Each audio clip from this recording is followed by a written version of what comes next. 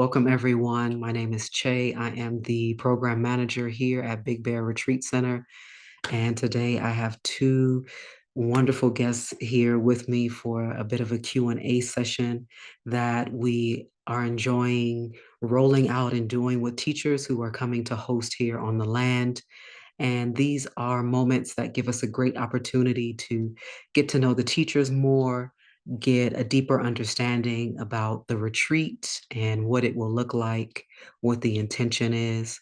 So I'm just going to ask a few questions of Lee and Chi and Kim, and they'll give us some responses and some replies and some notes. And yeah, everyone pull up a chair, pull up a cushion, enjoy giving a listen, and we are going to get started. All right, so our first question is, what is the intention of your retreat? Hi Shay, thank you for this opportunity. Yes, the retreat intention is I would like for a yogi to have the opportunity to learn or to explore how awareness arises naturally, and also I would like to invite them to see, explore, and experience for themselves how the practice can be continuous, go on throughout the day. And most of Mm, all, I think it's I cannot say for everyone, but majority or especially myself, that how do we carry on the practice when we go home? That's mm, always a big question for me when I was and started with the retreat time. mm. Yeah, I think that is such an important aspect too, because I think it feels similar to me to how your practice of meditation daily, right?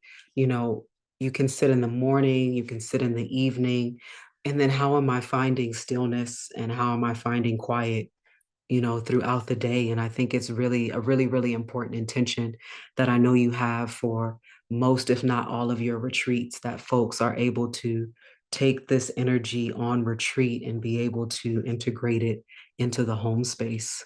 So yeah, so thank you for that. All right, and let's see what else we have next. Okay, and next question, why and how is the practice critical in daily life, not only for the person, but as a way of bringing harmony to the world? So, the critical aspects of practice in daily life, and why is it important for the individual as well as bringing harmony to everyone on the planet? Well, thank you. This is such an interesting question. And also, really, as LC said, it's the highlight of this retreat is that we want people to develop a continuous kind of mindfulness, awareness that they can bring not only throughout the retreat where they're practicing it, but then back into daily life. And essentially, if we don't practice, if we're not bringing awareness into our experiences as we're going throughout the day, we greatly reduce our choice in the world. Mhm, When there's mindfulness or awareness, we can see what's going on. We have a choice about doing one thing or another, about saying one thing or another, about being able to choose a direction that's wholesome and beneficial for ourselves and for other people. And many people experience this that as they start to do this kind of practice, as they suddenly realize that, even without trying, essentially, they come to a moment where they would have normally just reacted with anger or impatience, mhm, and they realize, oh, wait, that didn't happen. Wow. And so there can be an mhm, understanding that we can have a lot more clarity and a lot more wisdom about how we mhm, relate to people, how we relate to our life. Another teacher I've worked with gave an interesting example where he said, sea turtles navigate using a magnetic field. We now know that's how they do it. But essentially, if they're just ordinary sea turtles, Then they navigate using the magnetic field of the earth. That's the natural one that's out there. But we can cultivate through practice a different kind of natural awareness, something that is internal. And then we're navigating by our own wisdom, our own heart, our own clarity. And we don't have to just follow the random trends of what we see around us. So, this choice, I think, is really at the center of what can help ourselves and the world through practice. Yeah. Well, thank you for sharing that, Kim. Yeah, that feels so much of, yeah, not getting into just being reactionary and not, something can obviously leave an impression on you in terms of communication or conversation or even someone else's actions. And how do you choose to just say, okay, wait a minute, let me take a breath. Let me see what's really happening here for me, and choose a more compassionate and graceful response. Just, yeah, with others, with yourself, moving throughout the day. Yeah, thank you for that. Let's see. All right, next question is, what inspired you to teach the focus of this retreat? Well, I can take this question. Um, as you two know that I was born and raised in a Buddhist family, so even like my grandpa and grandma um, and uncle aunts, they was monk and nuns. So come to Hmm. stay in the temple and for months or even years, it's very natural for me. But after many retreats, long time retreats, but when I got home, like everybody else, after a while, the steam was going down. So I lost interest in practice. The momentum is completely go south. So I try more and more, but I keep doing the same. Probably just me. I don't know, but it's been like that quite often. And then, but in 2003, I met Sayadaw Tejaniya and learned from him this style. And since then, when I come back, I was able to carry on the practice in my daily life when I was still in college, or even after I graduate, I still can continue to practice in the office where I was the architect. So because of that, I think I just think that it's maybe a lot of folks out there have the same problem, and this is a good Mhm. chance to share with everyone, or at least with those who have the same problem as I did, to take it on this style where you can practice in any condition, any place, any it doesn't have to be retreat set up. And I'm not saying that the retreat is not necessary. I'm just saying like there can be practice Mhm. just like that outside too, on top of the retreat setup. Yeah. Yeah, thank you for that.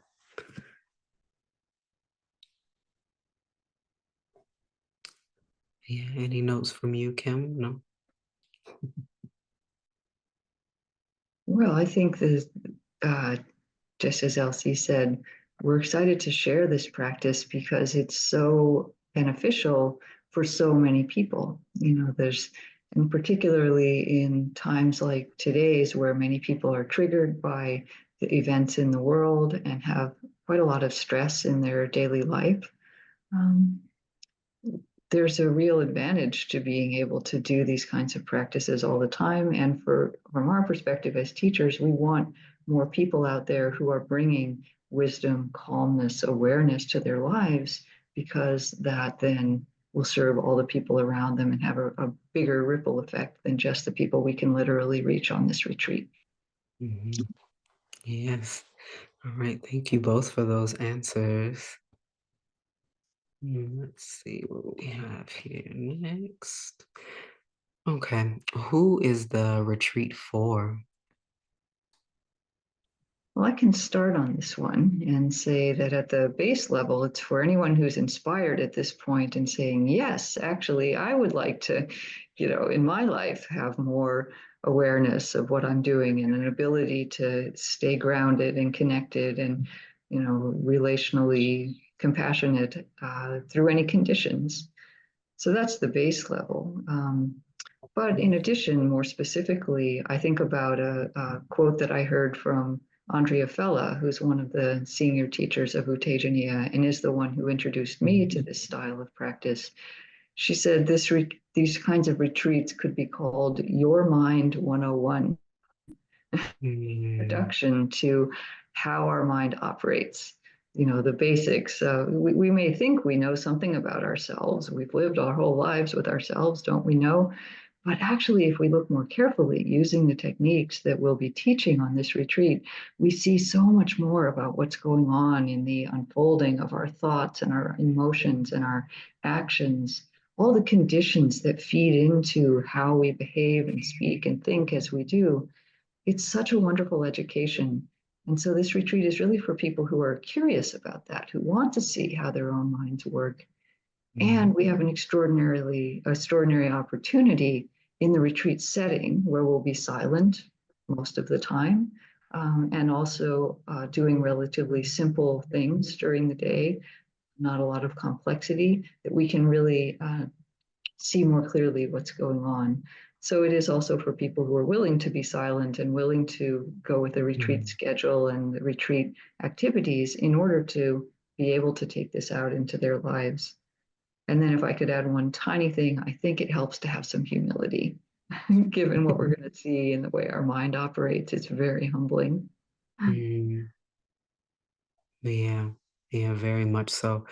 Releasing judgment is uh, a very, very heartful practice for all of us. Yeah, so that's a great note on the humility. Yeah, thank you for that reminder. Okay. All right. So next question. How would you describe your teaching style? I can go first on this one. I think my teaching style is have a big influence from my teacher Sayadaw Utejaniya because he's my primary teacher. Mm, He's a monk in Burma, and so because I after I learned this style from him, I love it so much. So it's become my mm, main practice, and because of that, I influence his style. He has a very flexible way to to teach, and which gives me a lot okay. of joy when I learn from him. Also, Okay. he emphasizes, and this is the thing that I learned from him, and I think it's very important for a yogi to practice. He mentioned he emphasized his teaching is emphasis on right view or wise view, and right Okay. attitude and right Mm, effort, which is just very gentle but not giving up, mm, and a lot of curiosity in our mm, like throughout the day. It's not only on the cushion but also mm, in daily life. And another okay. thing that I think is have big effect in my teaching style is my personality. um, I think I have a very curious um, personality because I Mm. was born and raised as a tomboy in my family. So I'm very Yes. curious, and I like to laugh a lot. Also, because Mm, I was an architect and a designer, so my mind mhm, is also very creative, a lot of creativity aspect in there.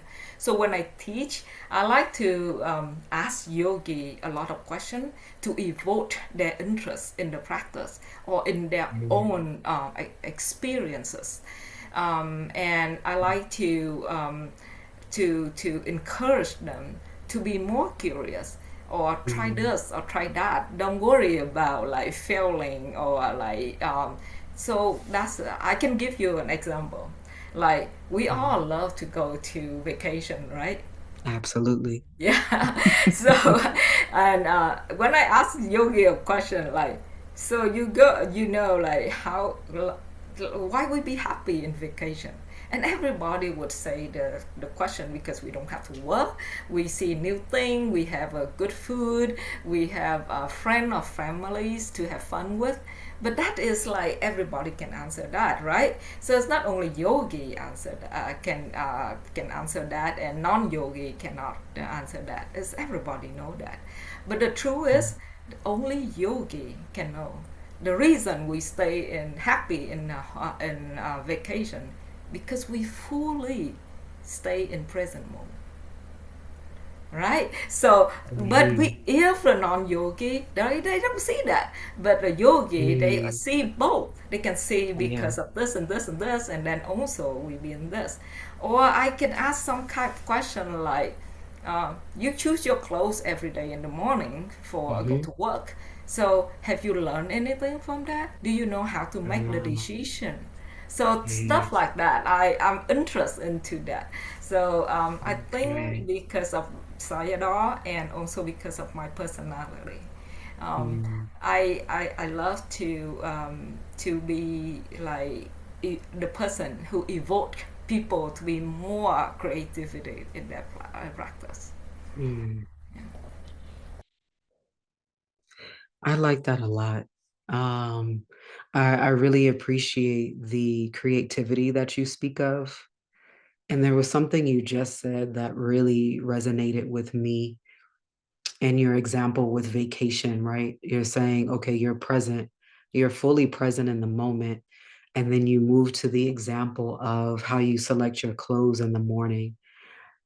And so there's a piece to both of those where you're getting into inquiry, right? And that to me is a really, really big key, no matter what sort of spiritual practice or lineage or mindfulness you say yes to when you decide to dive into. I find that to really grow and to really stretch in whatever practice that is, that self-inquiry is important, and sort of always that curiosity and saying, "Okay, well, what's happening now? Why am I choosing this? Where is it coming from?" And you get to a lot of answers and to a lot of deep listening that way. Yeah. All right. So next question. Who or what inspired you to start to practice deeply and devote your life and your practice in the Dharma? I can start on that one. Um, I came to the Dharma through suffering, actually, in my own life. Mm, Is that um, you know, I thought I had a relatively good life. In fact, I what normally, the usual things that we're supposed to be doing. And I was not at all prepared for a health challenge that I had in early adulthood. And I mm, found that the tools that I had been given in my life before that for addressing these kinds of things were quite unsatisfactory. And I was suffering a lot through not understanding, through the mm, difficulty I was in. Many people come to the Dharma through suffering in some way. And then I found mm, that the tools of the Dharma immediately resonated with me. And I felt like, oh, this is, first of all, the First Noble Truth starts with there's suffering in human life. It's like, yeah, mm, I know. And so, you start there. Truthfulness, very important to me. I'm mm, originally trained as a scientist. And so mm. that's kind of the Okay. focus of my practice and teaching is what is really true here. And even if we find a certain level of truth, yeah, but what's the truth under that? And, how far down can you Mhm. go? How deeply can you question what's going on? I very much appreciate the creativity that LC spoke of, the inquiry, the investigation, and the flavor of it that I bring is, are you willing to go all the way with that? How far? How deep are you Mhm. willing to go? And to do that, we have to quiet our minds. So I Yeah. teach a little bit of tranquility along with our practice and equanimity.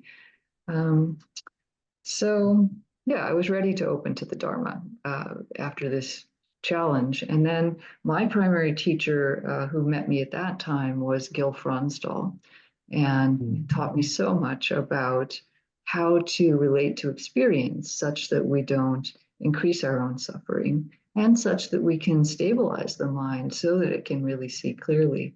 And then that's what we bring to this inquiry about our daily life, about what's going on from moment to moment as we go along.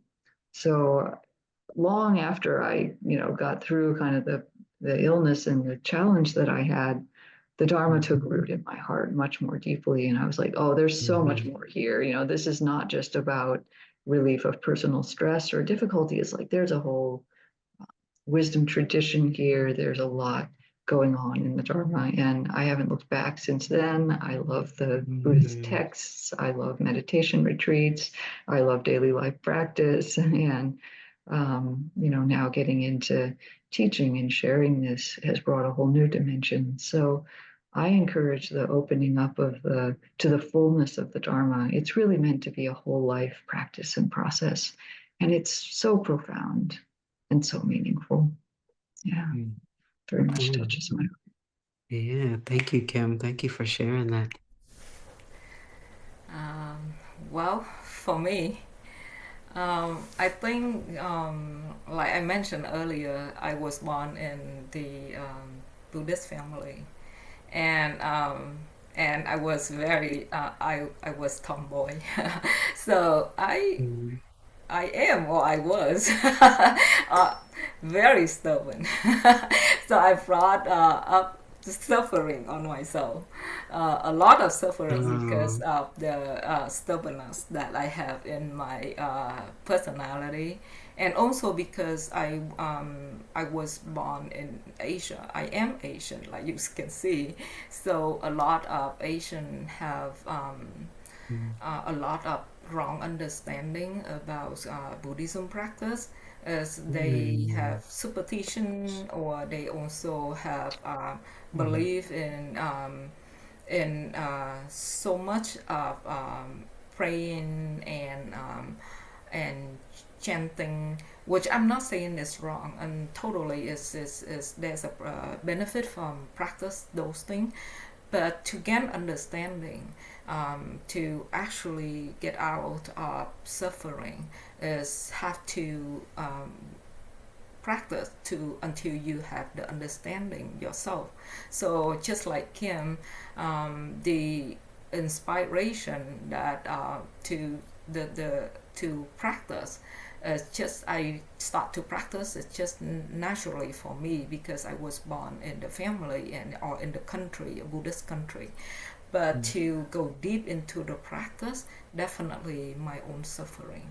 I had Mhm. a lot of suffering when I was teenager, and until my early 20. So I think because of that suffering, is take me on the practice nonstop, and so inspiration to practice deeply. I think it should be my uh, suffering. Yes. Mhm. Yeah, thank you for that, Elsie. Um, yeah, heaviness and contrasting situations. You know, you want relief, you want to feel better, you want to feel lighter. So you'll always, in my mind, you'll always reach for an antidote. You'll reach for something that is a balm and that can, really help you along the way. Yeah, thank you both. Those were such really rich answers. And getting to, I've worked with both of you before, obviously, for the same retreat here. So I love doing these where I get to see and hear more about you, and how you got to practice yourself also. So yeah. Okay. Let's see what we got next. So what key aspects of your childhood or early adulthood experiences informed who you are, why you teach, or what brought you to the Dharma? A little bit similar to the last question, but maybe some other, like if there's key events that you can remember, or key stories maybe to what inspired you.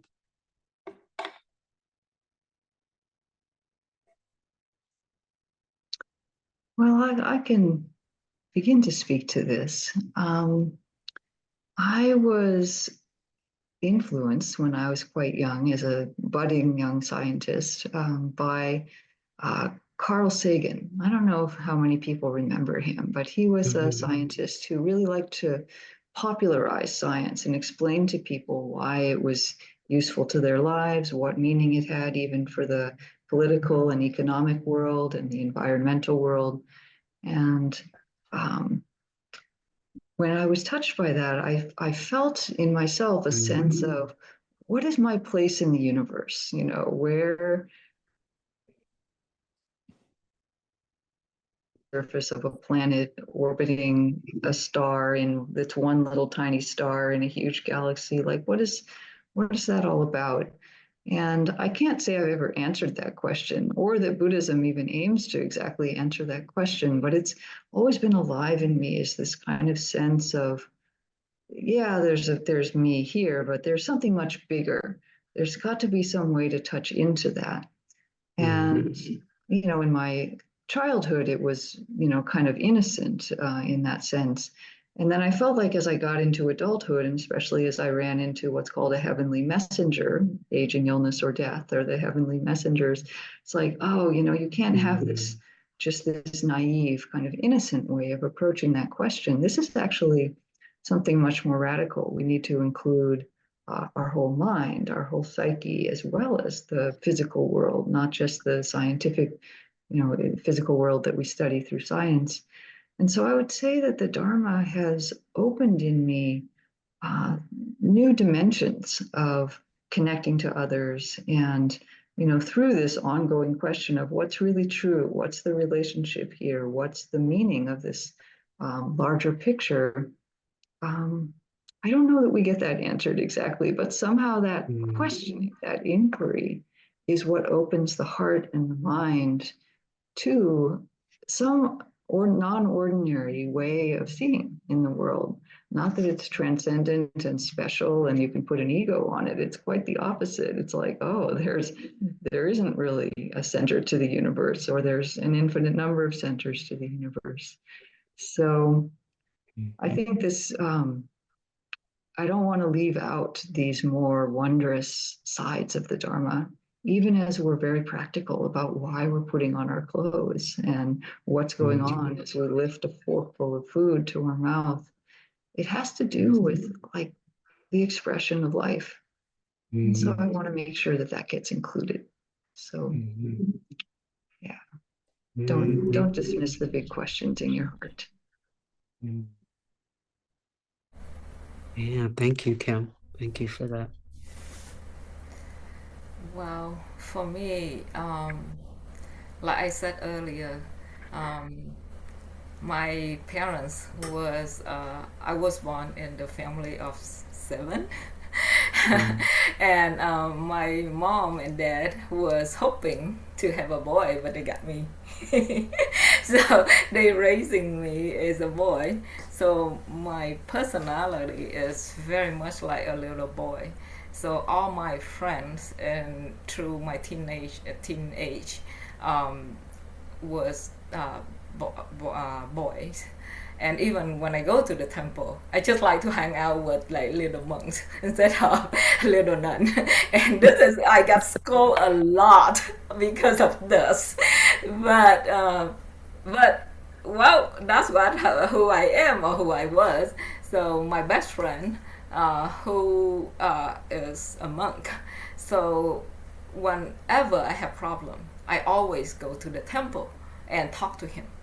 And also Mm, because it's just go there, stay there for a long time, and just hung out with him, and stay in the temple. Just did whatever he does. Then I become little by little. I become interested in the late life. I mean the Odent life. I can see that he only 2 years old, 2 years older than me, but he is so wise. Like everything he said or does, it just gives me like, what? Like how can you see things like that? And so that become mm, one of the aspects like in my very young mind.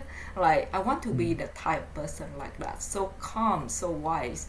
And because of that, just mm, keep going back to the temple whenever I have trouble in life.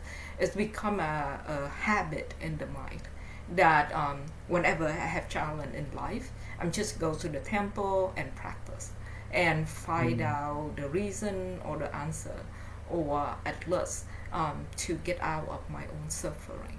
So I think the very first person that give me inspire is definitely my best friend, my childhood best friend. mm. And the condition of living in the temple for many times, a long time, it just become a habit in the mind. That's where I refuge when I have trouble. Yeah. Yeah. Well, thank you for that. Yeah, stories are always some of the best ways to get to know folks more and more. So I appreciate these stories that you two are sharing. And let's see. So, what are you focusing on right now for your own personal spiritual growth? Like any specific practices, any particular readings or learnings, or sitting with any specific teachings?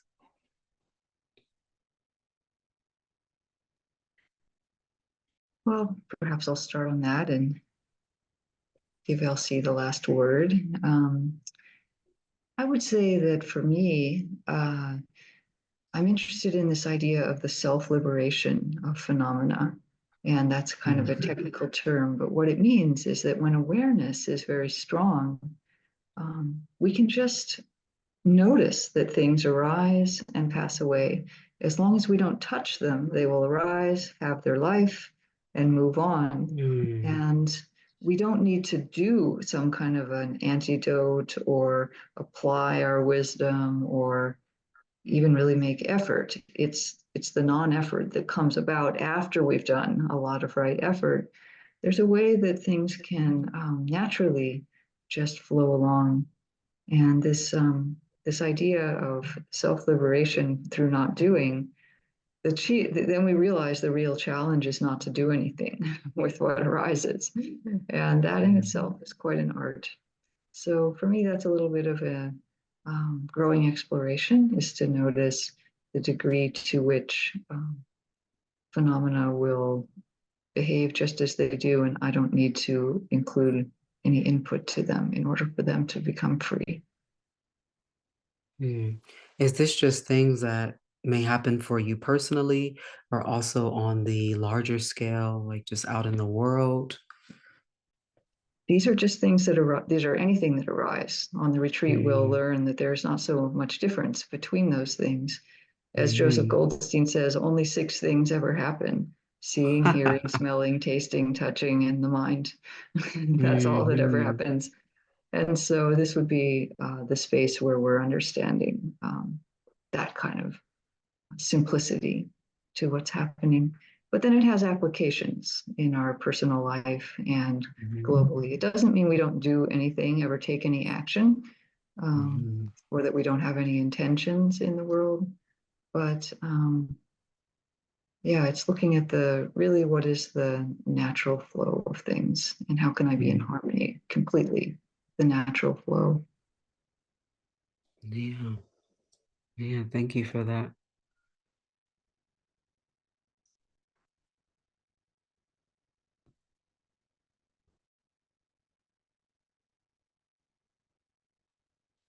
And Elsie, will you add also? You have any additions to that for your focus of spiritual growth at the moment?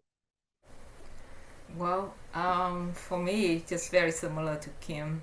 I Mm, don't have any big idea or like grand goal, but I like to, mm, like I said, I get influence from my teachers a lot.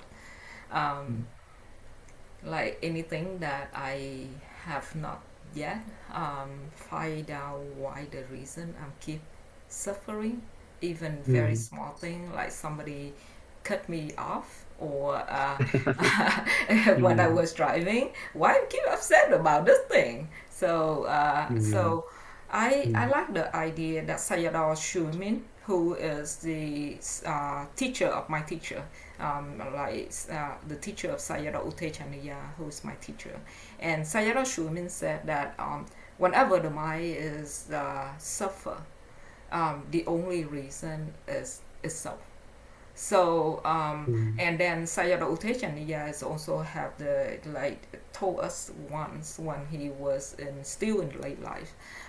He said that whenever he let's say he go to the toilet, and you all know that when you was in Asia and the toilet in Asia is not that clean like here, right? So it was very dirty, and like but he go in and his mind still very calm and tranquil.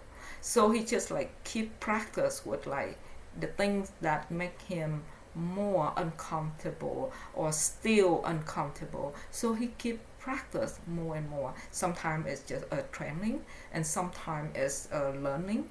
And I definitely took that from him. So mm. just ordinary things in daily life. Why I still want to eat ice cream? Instead of eating dinner. Like, how many times do I have to listen to that same song again and again? Still love it. Why? It's not like something bad or good. I just want to be very curious about the mind and why the mind is moving and how it's moving and Mm, what it make it more happy, less happy. Is there clinging and all of that. And just by all of that, learning from that, I can see is make my life is more and more easier. And from the um, I, I'm strongly believe that like Kim mentioned earlier in our interview today, like from one person, when you are happy with yourself, when you satisfy with yourself, that radiate to people around you. So I mm, think mhm, to mhm, for it's not only for my own spiritual growth, but it is serve as mhm, the center that make the mhm. environment or people around me or in my life have better way of understanding or at least um, less suffering because of myself.